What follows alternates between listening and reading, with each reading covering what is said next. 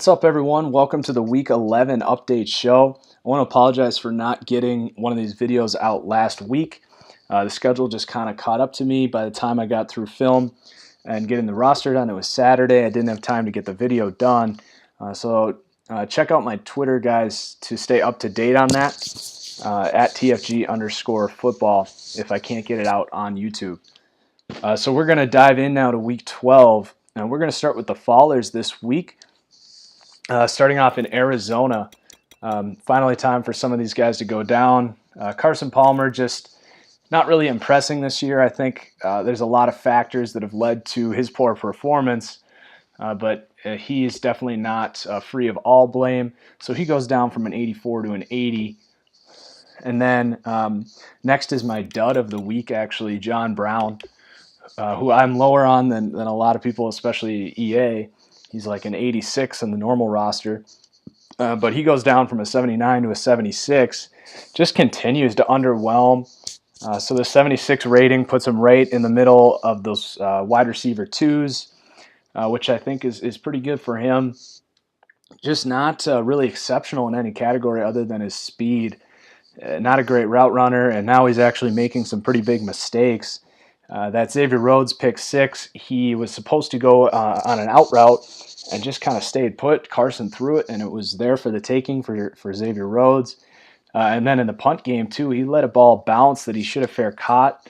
He was kind of thrown off by a defender in his face when if that guy touched him, it would have been a penalty. He lets the ball bounce. It rolls a good 15 yards and put his team in a really bad spot in a situation to win the game, really.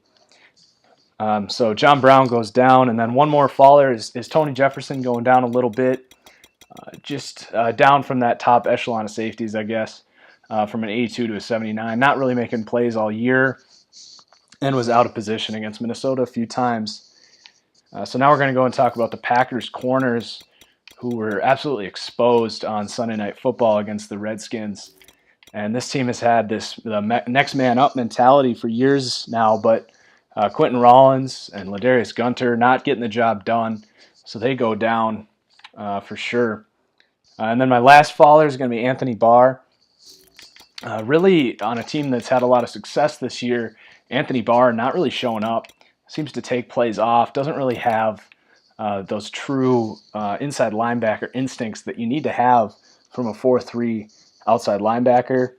Still good in coverage, but teams are really almost targeting him in the run game. He doesn't get off blocks well. He gets blocked easily, quite frankly. So he goes down, and he's not going to be going back up until he can show some of those instincts. So now we're going to go on and talk about the risers. We'll start in Kansas City. Actually, we'll stay here with the Vikings while we're here. The receivers going up. Adam Thielen making some great plays. A Jordy Nelson-esque back shoulder toe tapping catch looked real nice. He's been having a very good year. And then Cordarrelle Patterson going up as well, finally starting to be used in the receiving game. Got a big contract coming up for Cordarrelle, so that'll be interesting to see what he gets paid. And then I want to talk about these corners just a little bit. I tweeted out earlier today that Trey Waynes has really impressed me this year. I have him moving up to a 78. And Xavier Rhodes getting a lot of hype this year. If you're a Madden Ultimate Team player, he just got the big Team of the Week card. And yeah, Rhodes he's had a great year, but this Waynes, it's more of a credit to Trey Waynes than a knock on Rhodes.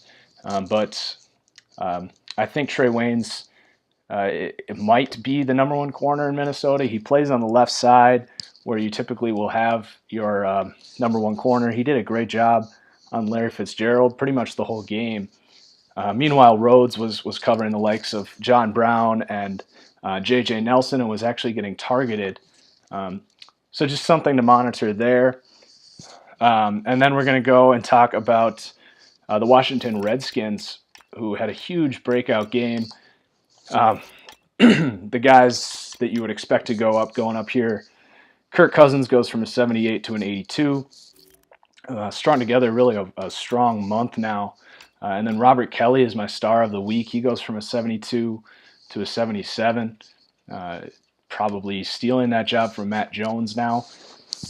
Showing a lot of great vision and burst, really, but most importantly, not fumbling like Matt Jones did. And then the last riser is going to be Ty Nsekhe, a guy that Chris Collinsworth spent a lot of time talking about. Left tackle, replacing the suspended Trent Williams. Did a great job on Clay Matthews, and a third-year, 30-year-old player, left tackle, starting to try and make a name for himself. And then some more risers. We'll move on to Dallas. A lot of people have been asking about Dak, waiting to see his rating go up. I'm coming around on him slowly but surely. I think he does have the easiest quarterback job in the NFL right now. But he goes up a couple from 79 to an 81, showing more and more every week. Although I will say I do not think Dak is getting my MVP vote. Still making some mistakes there. Tyron Smith gets the 99 mark. Watch him on any third down, and he just blows up not just the guy in front of him consistently, but he will impact other blocks around him just by his pure strength and the way he positions his body. It's pretty incredible. So he goes, he's one of the few 99s in the game now. And then Anthony Brown, the corner, rookie out of Purdue. He's been talked about on this channel at least once, but just now showing some great coverage to go with his physical play. I really like this Anthony Brown guy. Some major depth now for these corners in Dallas with Scandrick now healthy. And then just a few more risers. We got Edwin Jackson of the Indianapolis Colts now starting.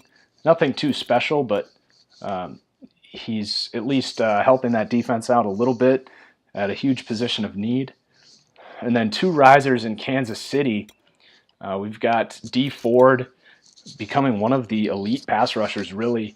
And honestly, sometimes he looks like Von Miller, just the way he explodes off the edge, and he's got that like elastic body almost, where he can bend around the edge and really put the quarterback in a tough spot. So he goes up from a 79 to an 84, and now playing opposite of Justin Houston, who's still not 100%.